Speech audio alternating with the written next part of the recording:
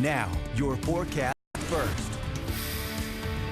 Hi everyone, this is Chief Meteorologist Justin Kiefer from the 13 First Alert Storm Center. Hopefully you had a nice day today. It sure got warm for sure. Temperatures down near 90 for a few locations. You see a little bit of sea fog kind of hanging along the coastline.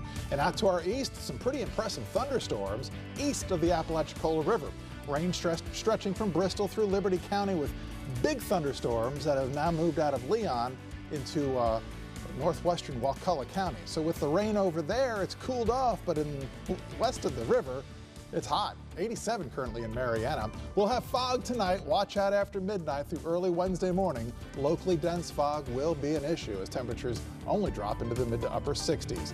So we'll have fog issues the next few nights. Hot weather settling in. I'll have the numbers there and pinpoint the rain chances coming up. News 13 Live at 5 starts right now. Live from historic downtown Panama City and serving all of Northwest Florida. This is News 13 Live at 5. Welcome to News 13 Live at 5. I'm Jerry Brown. And I'm Amy Hoyt. Our top story now, a fugitive wanted in both Brevard and Washington counties is arrested back in Brevard County during an attempted bank robbery. The Washington County Sheriff's Office here in the Panhandle says on Friday, 29-year-old Daryl Mollett knocked a woman unconscious in the Sunny Hills community, taking her car. That car was discovered in Springfield here in Bay County last night. Mollett was originally sought out of Brevard County on several charges, including aggravated assault with a firearm and armed robbery. Charges for his crimes in Washington County are pending. We turn now to Panama City Beach, where more than 100 service industry employees gathered to discuss their opinions regarding spring break. The group met this afternoon at Newbies 2 on Thomas Drive. News 13's Corey DeBrindia attended that meeting today. She joins us now at our broadcast center with more. Corey.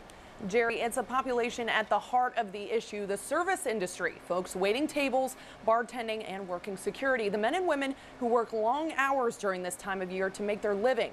The group met today at Newbies 2 on Thomas Drive to discuss their thoughts on the issue. Dozens showed up and several gave their opinions, many discussing how 2 a.m. closing times were affecting their livelihoods and their families. Carla Hunt-Reeker was one of the first speakers. She says the 2 a.m. closing times have cut her income by more than 50%. From 2 to 4, that's all the service industry people that come in and take care of me. I've been a bartender at Miss Newbies now for 17 years. This is the first year that I've contemplated actually going on unemployment, and it's embarrassing. You know, I feel like we're a pillar of this community that we live in. We make our money here, we spend our money here all year long, not just 1 month out of the year. So for my family, we've really taken a hit. It's really been hard. And coming up at 6, I'll have more from that meeting and some more points brought up from those at the meeting tonight. So, Corey, I understand most of those workers don't live in the city of Panama City Beach. They couldn't vote in a possible recall election. So what's next for them? Do they have any hope in the matter? You're right, Jerry, and a lot of them discussed that today. They don't live in Panama City Beach limits, so they couldn't, for instance, vote a council member in or out or vote in a recall election like you said. So there is a lot of frustration, but Carla, the woman that you just saw, actually has started a petition so that those closing times go back to 4 a.m. Almost 1,000 people have already signed it, that petition floating around on Facebook. But right now, they just plan on going to those commission meetings and having their voice be heard, a voice that's very much been ignored until this point. Corey, thank you for your report. Corey DeBrindia today.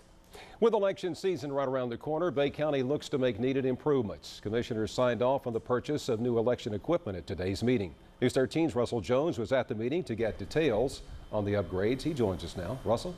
Jerry, Bay County election officials say their current voting devices are outdated. And with the presidential primaries coming up, they don't want to take any chances. The Bay County Commissioners approved the purchase of new election equipment and software with a 5-0 vote. The total amount comes to almost $672,000. Bay County Supervisor of Elections Mark Anderson says the current equipment is 14 years old and the hardware is becoming obsolete. The manufacturer informed him that replacement parts would no longer be available after 2016. According to Anderson, the sooner they get the new materials, the better. We want to make sure it works. We don't really want to get the newest equipment because then you're testing the newest equipment on an election, because you never get a second chance to get it right in an election. It has to be right the first time. It has to perform.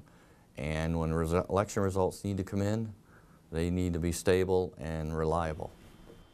Election officials hope to have the new equipment by May so that they'll be ready for all the upcoming elections. Russell Jones tonight. Thanks, Russell. A bipartisan effort to recognize the importance of volunteerism is taking place across the country, and Bay County is part of that nationwide endeavor. Today, National Day of Service. Earlier at the Glenwood Community Center in Panama City, a proclamation was read declaring today National Service Day. Panama City Mayor Greg Brudnicki, along with 1,800 mayors across the United States, joined Goodwill, Big Bend Industries to recognize the impact and generosity of AmeriCorps and the work they do in our communities. For me, it's a total experience. The members themselves grow so much. They get opportunities to learn skills, to work for others, and basically learn the whole spirit of giving. Also today, Springfield Mayor Ralph Hammond read a similar proclamation at the Goodwill Industries in Springfield, kicking off Florida Volunteer Month. A Mexico Beach organization takes pride in knowing what's happening under the sea, and after almost 2 years of planning and fundraising, the Mexico Beach Artificial Reef Association is helping life under the sea by deploying over 40 new habitats for underwater life. The deployment will be a 2-day process, with today marking day 1. 32 reefs distributed across 11 different sites are being deployed off the coast of Mexico Beach. Their purpose is to create a surface where organisms in the water can attach themselves so they can grow and feed off the surrounding nutrients, bringing all sorts of sea life to the area. Deploying 10 superior reefs over 5 different sites is what's on tomorrow's agenda.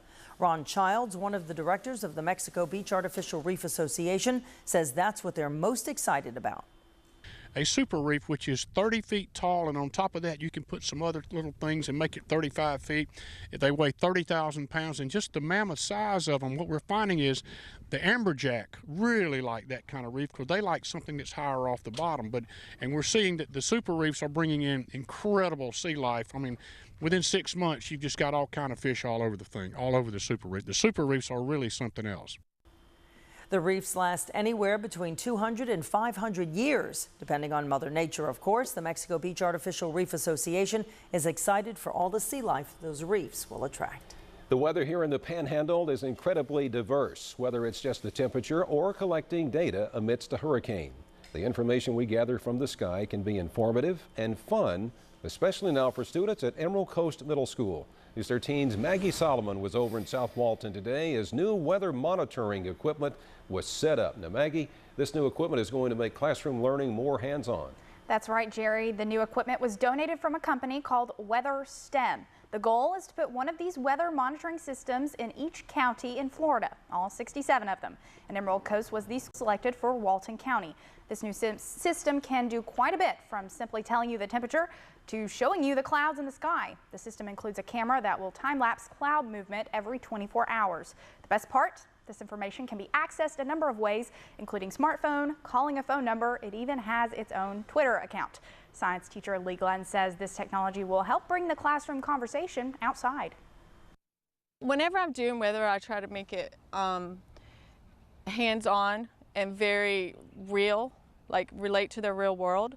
We're going to be teaching the students all the instruments and all the data that's collected, how to use it.